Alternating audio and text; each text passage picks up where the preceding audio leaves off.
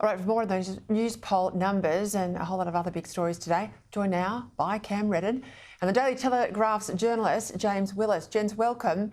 This news poll, the first time a majority of voters expect the coalition to win the federal election, coinciding too with that new positioning ad we just saw there from the Liberal Party.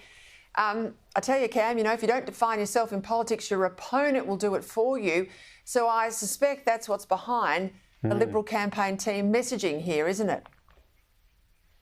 Yeah, I was getting some flashbacks, Peter, to I think it was 2018 during the Turnbull spill when Peter Dutton said he wanted to show a slightly different side of himself, smile a little bit more. I know the Prime Minister's never let him forget that phrase. You do have to do this in a campaign. There are a few more smiling faces and handshakes and high fives in this one because it can't be all about the hard policy issues as much as, of course, they do matter. You do need to show Australians that you're a human being. So I suspect that's part of what this new ad campaign is about today. On the broader narrative, though, Peter, and one undercurrent that we looked at a little bit today, now that both leaders have been back on deck for a couple of weeks, there is a clear theme emerging about this pre-election campaign period, and that is very much that we are seeing the coalition on the ascendancy, on the attack, and the government having to play defensive across the country. I had a look at just the seat visits that the leaders have made over the last fortnight, and it is just red seats across the board. There is only one seat, Peter, in the last fortnight where the Prime Minister has visited that is not playing defensive in a Labor seat. That was Braddon in Tasmania,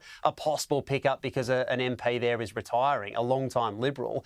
Everywhere else, the coalition has been on the attack in marginal Labor seats, teal seats, Green seats. That is the theme that's emerging here, and it's reflected again in the news poll numbers today, that the coalition is gaining in confidence. They feel they're a real chance here right across the board, and Labor is having to try and play defensive before you even think about where they might pick up a seat or two to try and hang on to majority government. So, of course, there's a proper campaign to play out, but that is the theme emerging in these early weeks of the year.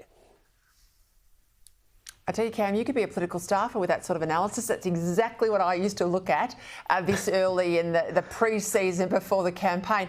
I'll also make the point for people at home, you know, at the last election, if you look at Labor's primary vote, only 3 out of 10 Australians voted for Anthony Albanese. 7 out of 10 Australians did not. And this is a first-term government. Usually that number's way higher because you come in on a landslide. And he got out James all over the summer. He worked hard. But it looks like, you know, the more they saw of Anthony Albanese, the worse it's hit his numbers. You know, maybe he needs to sort of put his feet up and shut the door and stay at home, because actually getting out there is impacting that net satisfaction number. He dropped a massive 6 points. He's also, you know, basically double where the opposition leader is. Whatever he's selling, whatever the PM's selling, voters aren't buying it, are they? Well, that's right. And Peter, clearly he was warned by advisors to stay away from the very nice sporting events over the last few weeks. I heard last night in the Australian Open final, Richard Marles was there. No mention of the Prime Minister, Anthony Albanese. He would have been there in previous years.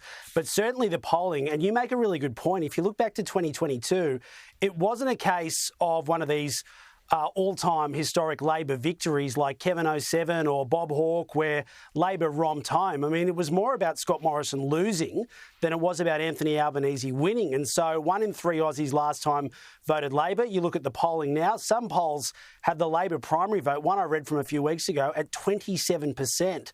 The Prime Minister's approval rating is the big problem. Leadership, preferred PM, I think they're all massive issues moving forward. And despite being on this campaign, those numbers are going backwards. For Peter Dutton, it really is about this small target approach. And I make this point.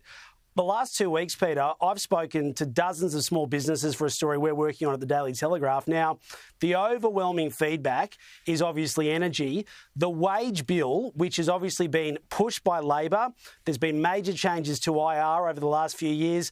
The increases, the cost of things like a barista have really forced businesses to actually scale back the hours that they can put people on, or force the small business owner back on the tools. That's what they're all talking about. And the other thing is, for every economist economists and every elite journalist that bags Peter Dutton's tax cut in terms of the meal allowance for small business, for entertainment, for every economist that bags it, there's 5 small businesses saying, hey, you know what? We haven't had a tax break in a long period of time. It's actually a good idea. So there's plenty of gain to be had there on top of migration, on top of energy, and of course nuclear. The other point I'd make, Peter, Labor might want to have a look at its social media profiles for the Prime Minister, Chris Bowen, and some other senior Labor people, because for every video they're putting out, there's hundreds of comments that are going in, actually whacking them and criticising them. So someone in Labor HQ should be doing some moderation there, because they're not getting a fair go.